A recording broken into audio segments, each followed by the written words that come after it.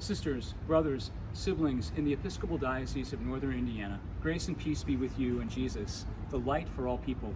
Hello, friends. I want to take this time to update you on several pieces of information that you need to know about. First, though, I want to say a word of thanks to all of you who've been working so very hard, attending to putting the pastoral plan together for the possibility of gathering for in-person worship. I know that requires a lot of work and attention, and I want to say a word of thanks to all of you who are doing that. As we prepare to remember Juneteenth, that date in 1865, June 19th, when slaves heard in Texas of their emancipation, I'd like to bring you up to date on a few initiatives that we're focusing in here in Northern Indiana around the area of becoming beloved community, racial justice, and racial reconciliation. It's important for white people to have a conversation about white supremacy, white privilege, and racism.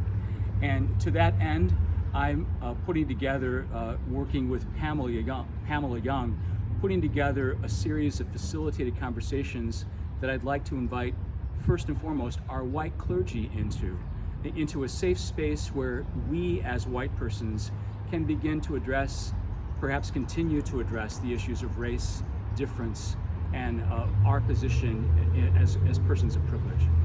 You'll hear more about that as well. The second initiative is inviting the reconciliation team at Gethsemane and Marion, who are also part of Becoming Beloved Community, to facilitate, using the material called Sacred Ground, a series of conversations as well around race and privilege and healing. There'll be more information about that as well, and I want to thank Mother Mindy and the people at Gethsemane Marion for their good work. The Episcopal Church has taken allegations and experiences of sexual harassment and sexual abuse very seriously. And to that end, the General Convention in 2018 put together a task force, and a part of the task force's work is to invite persons who have experienced sexual harassment, exploitation, and abuse to complete a survey. Information about that survey is available in the e-news. I want to encourage any of you who have experienced sexual abuse and exploitation and violence to please consider participating in that survey.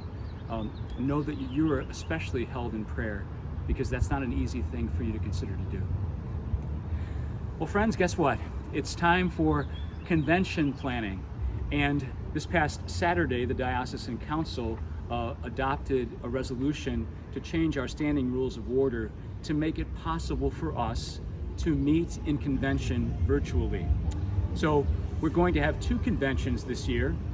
The first convention, our special convention to adopt rules so that we can meet annually, will be the first Saturday in October, October 3rd. The second convention will be our regular annual convention, and that's scheduled for Saturday, November 7th. There'll be more information about this, but I wanted to put those two dates on your calendar as we continue to prepare for convention. I realize this is a lot for all of us to be engaged in at this time. I want to assure you of my prayer. And just for a moment, let's just take a deep breath and ask for the Spirit's presence to be with us. Come, Holy Spirit, fill the hearts of your faithful and enkindle in us the fire of your love. Send forth your Spirit, and we shall be recreated, and by your Spirit, renew the face of the earth. Amen.